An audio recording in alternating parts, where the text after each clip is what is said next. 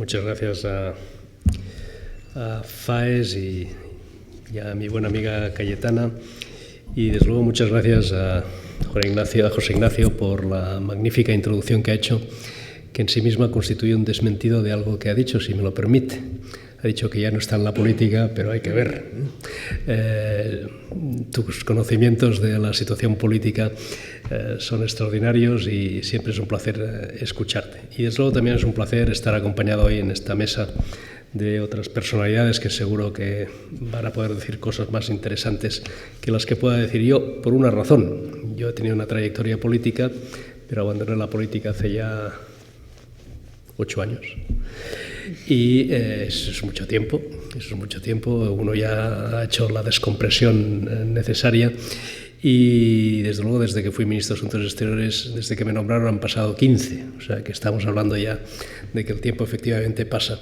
Y ahora todos estos temas que estamos hablando ya aquí los veo desde una perspectiva más estrictamente empresarial, que es lo que me corresponde, aunque si después hay debate, desde luego no voy a rehuir ninguna pregunta política, incluidas aquellas que no formen parte del tema de hoy. En cualquier caso, una matización crítica al título de estas jornadas, porque siempre hemos hablado de España como puente, y a mí nunca me ha gustado del todo esa expresión, ¿no? Después hablamos de las relaciones comerciales y creo que tampoco esa es una expresión totalmente adecuada, porque afortunadamente las relaciones económicas van mucho más allá de unas relaciones comerciales que por otra parte son mínimas. El comercio entre España y en general la Unión Europea, pero sobre todo entre España y América Latina, no sé si eso sigue siendo verdad, pero ha sido verdad durante mucho tiempo. Es inferior al comercio que España tiene con Portugal.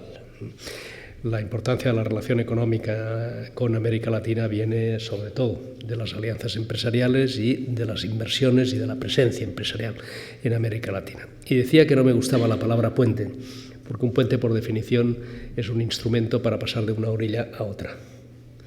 Y yo no quiero ser un puente. Quiero ser una plataforma permanente, quiero ser un sujeto activo de esas relaciones y no solo un intermediario, por decirlo en comillas. Y desde luego España no ha sido solo un intermediario, ha podido servir de puente, sin ninguna duda, históricamente ha ejercido como tal, ha podido ser también un intermediario. En mi época de responsabilidades políticas, pues muchas veces ayudábamos, y ahora me ha hecho recordar José Ignacio el episodio de cerrar el acuerdo con Chile, que fue en buena medida gracias al apoyo incondicional, como no podía ser de otra manera, de España, ¿no? Pero de lo que se trata es de ver cómo profundizamos y avanzamos en esa simbiosis entre las dos regiones, la Unión Europea y América Latina, con un protagonismo claro de España y con una presencia permanente que tiene que ser mutua, porque hay otro comentario que me gustaría añadir. En buena medida lo que ha sucedido ha sido unidireccional, ahora ya no lo es. Estamos viendo, por ejemplo, como grandes empresarios latinoamericanos, mexicanos, pero también de otros sitios, están invirtiendo fuertemente en España y están invirtiendo fuertemente en Europa. Pero eso es una novedad.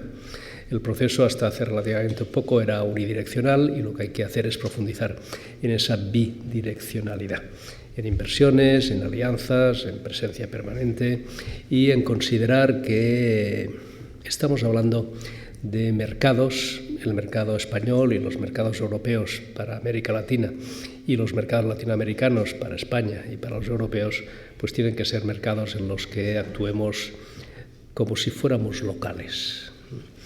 Si me permiten una referencia a mi actual experiencia empresarial, yo soy vicepresidente y consejero delegado de OHL, que es una compañía de concesiones y de construcción muy multinacional. Estamos en más de 30 países. Pero en nuestro último plan estratégico, que aprobó el Consejo de Administración hace unos meses, hemos decidido focalizarnos, centrar nuestra atención en lo que denominamos home markets. mercados domésticos en los que nos movemos como si fuéramos locales, conocemos bien los diferentes stakeholders, conocemos quiénes pueden ser nuestros partners, nuestros subcontratistas, conocemos cómo funciona el mercado de relaciones laborales, conocemos el funcionamiento de la administración, en definitiva las reglas del juego, ¿no? Y bueno, eso nos ha llevado a plantear un objetivo para el año 2020 en el que estamos ya prácticamente ahora en el 2015, y es que más del 85% de nuestra actividad va a estar en home markets. Les doy un dato para que entiendan el proceso de globalización de una compañía como la mía, que por otra parte no es excepcional. Podemos hablar de Telefónica, pero podemos hablar de nuestros grandes bancos, del Banco Santander o del BBVA, o desde luego de otras empresas de mi sector, de las empresas constructoras, que son un ejemplo en general de internacionalización. En estos momentos para UHL el mercado español representa en revenues, en ingresos, un 12% del total. Y si lo miramos en EBITDA, ni tan siquiera eso. Si lo miramos en EBITDA, estamos hablando solo de un dígito. Y hemos decidido concentrarnos en 8 home markets, y verán que estoy explicando esto no para explicar la estrategia de mi compañía, sino porque voy a ir a América Latina. Esos 8 home markets son, bueno, uno es España, es nuestra sede social, somos una empresa de matriz española, pero España ya no es el mercado más importante para nosotros, en estos momentos ya es el tercero. Como nadie nos está escuchando y estamos aquí en intimidad, yo les diría que si tuviéramos que tener la sede social allí donde tenemos el centro de gravedad de nuestra actividad empresarial, probablemente deberíamos estar en Miami. ¿Por qué? Porque además de España, otro home market importante para nosotros es el Centro Europa, con base en República Checa. Desde ahí estamos cubriendo los antiguos países satélites de la antigua Unión Soviética, incluidos los Balcanes, que no eran exactamente eso, y ahora pues con ciertas incursiones hacia los países nórdicos. Acabamos de ganar un contrato de alta velocidad muy importante en Noruega, y pensamos que ahí, bueno, desde Centro Europa pues podemos cubrir eso. Pero los otros 6 home markets, porque hemos definido al total 8, y otros sitios que tienen vocación de tal, pero que de momento no están claramente identificados, pues los otros 6 están en el continente americano. 3 están en Norteamérica, pero déjenme que les diga 2. 2 están en Norteamérica, uno es Canadá y el otro Estados Unidos, que por cierto van como un tiro. Estados Unidos va muy bien. Es verdad que cada estado es diferencial, sobre todo en un sector como el nuestro. Les voy a poner un ejemplo. Nosotros estamos en Nueva York y desde ahí pues estamos haciendo incursiones en Illinois, en Connecticut, en Washington. Estamos en Florida, en Texas y en California. Pues por ponerles un ejemplo de lo que es Estados Unidos, en Nueva York nada se puede hacer sin las unions. Y en Florida no hay unions. Por lo tanto, el mercado de relaciones laborales es completamente distinto, las especificidades son muy diferentes, y cuando hablamos de Estados Unidos tenemos que hablar de muchos Estados Unidos. Pero en cualquier caso, Canadá y Estados Unidos. Y después nos hemos concentrado en 4 países. Y espero no ofender a nadie, y en particular al representante de la Unión en Argentina, cuando diga que esos 4 países son los 4 países de la Alianza del Pacífico. México, Perú, Chile y Colombia. Es verdad que tenemos algunos pequeños proyectos en países más pequeños, como Guatemala. Es verdad que podemos contemplar Panamá. Yo dentro de 15 días voy a estar en Paraguay, que abre unas perspectivas interesantes. Se puede pensar también en Uruguay, que es un país de dimensión reducida, pero también interesante. Pero estamos hablando de 4 países en los que el respeto a las reglas del juego forma parte de su ADN político.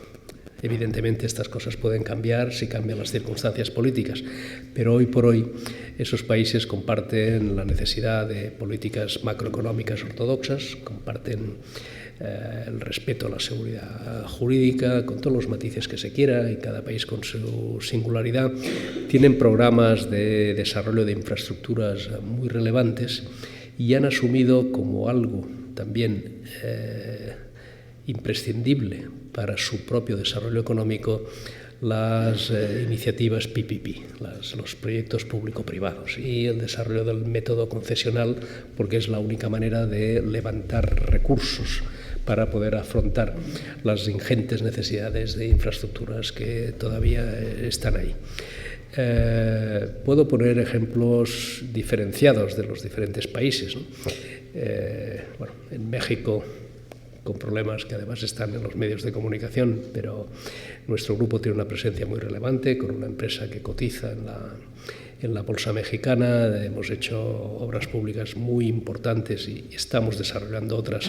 Normalmente ha sido en el DF y en el Estado de México, pero ahora también estamos pues, en Guadalajara, en Toluca, en Puebla, etcétera.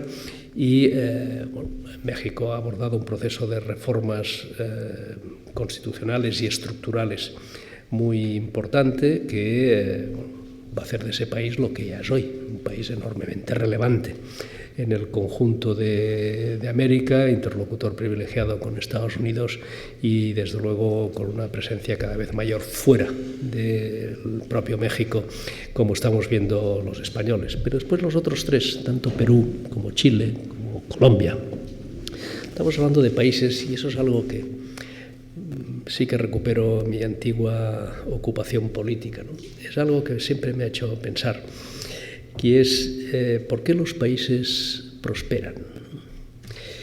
Y bueno, prosperan por muchos motivos, algunos porque tienen recursos naturales, que puede ser condición necesaria pero no suficiente, como es el caso de Venezuela. Otros progresan, bueno, pues porque tienen recursos humanos.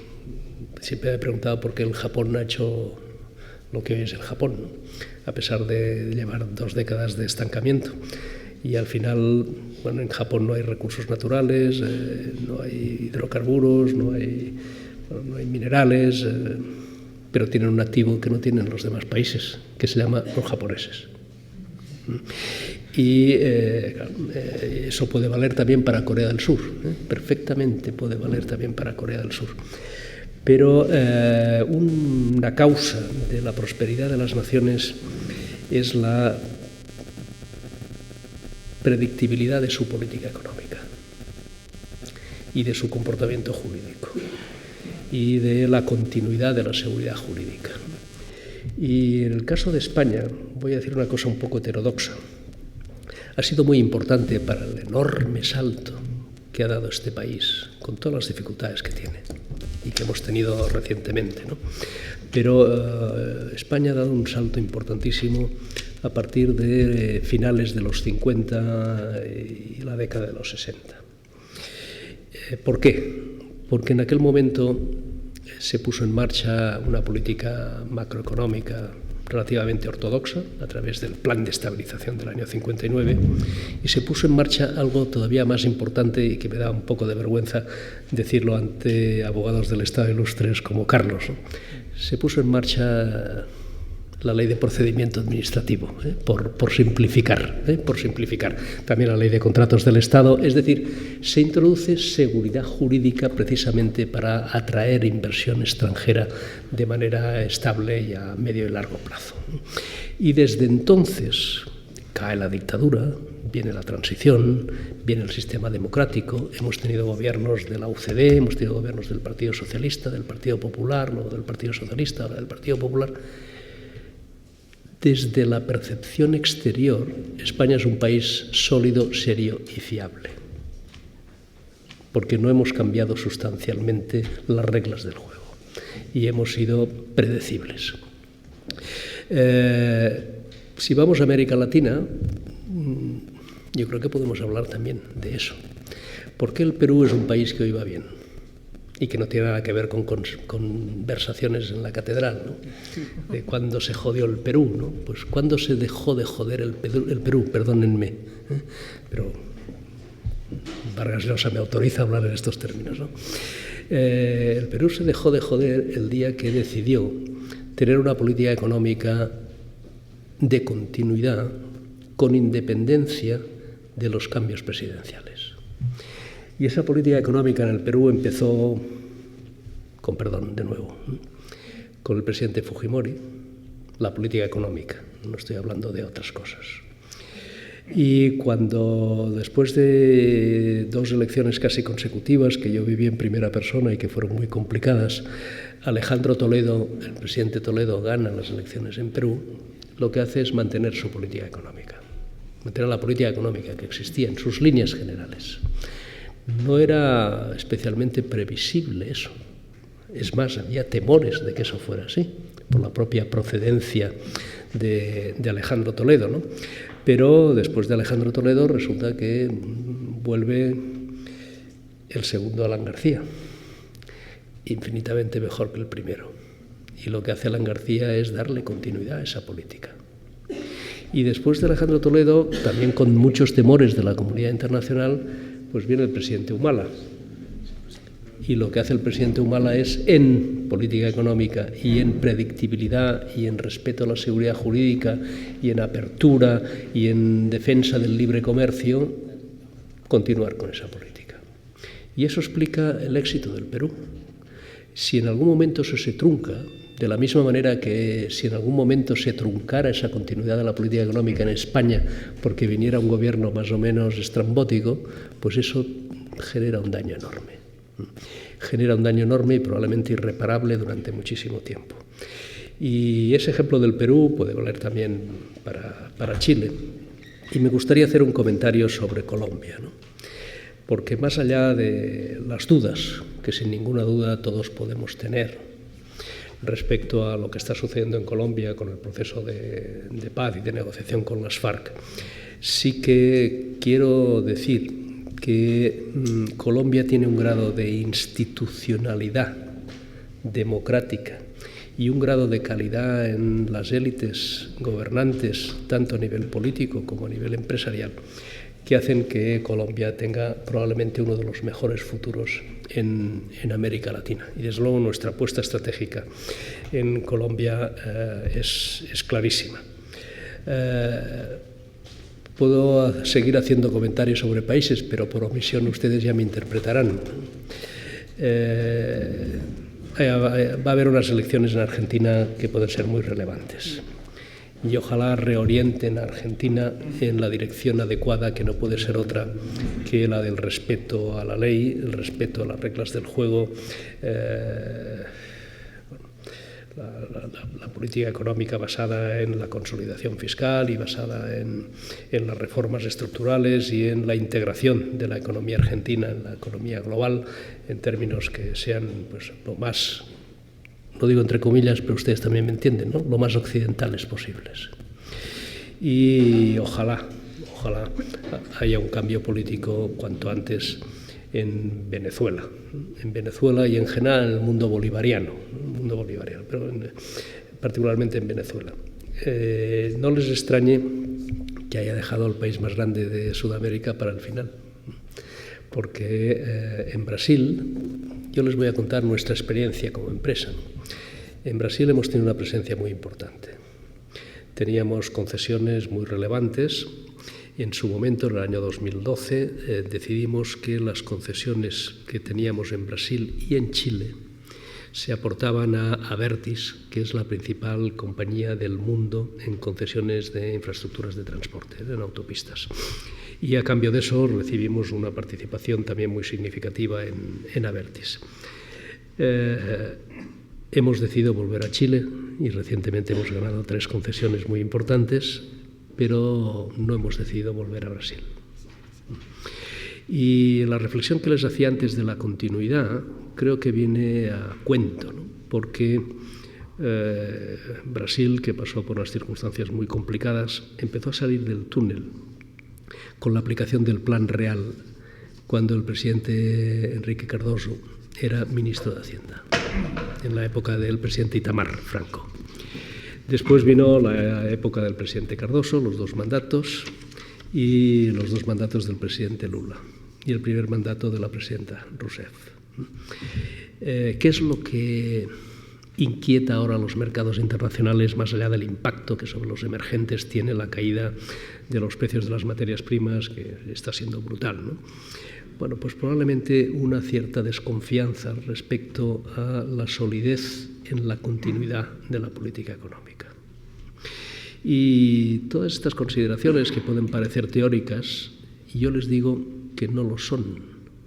Les digo que las grandes empresas, la mía es una empresa de las pequeñas, pero es una empresa del IBEX, del índice selectivo de la Bolsa Española, estas consideraciones macro, esas consideraciones de los marcos políticos y de los marcos jurídicos son absolutamente fundamentales para tomar decisiones de inversión, ¿no? Bien,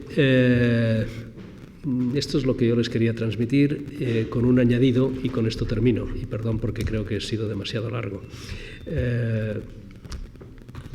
De la misma manera que la palabra puente se ha convertido en un tópico y en un lugar común, hay otro tópico y otro lugar común que los que hablamos de América Latina utilizamos todos los días, ¿no? Que es la palabra triangulación. Bien, la triangulación está muy bien y es una idea fenomenal, pero hasta ahora con poca concreción práctica, ¿no? Y de lo que se trataría es de ver de verdad cómo podemos aplicar la triangulación de doble dirección, pues desde América Latina con empresas españolas hacia los mercados europeos y también hacia los mercados asiáticos, y desde luego desde América Latina con otros socios, por ejemplo japoneses o por ejemplo coreanos, hacia un área específica de América Latina y que necesita de todo nuestro apoyo, que es América Central y el Caribe. Y cuanto más avancemos en darle contenido a esa palabra hoy por hoy bastante cáscara, bastante vacía, más allá de la cáscara, que es la triangulación, yo creo que nos irá a todos mucho mejor. Muchas gracias.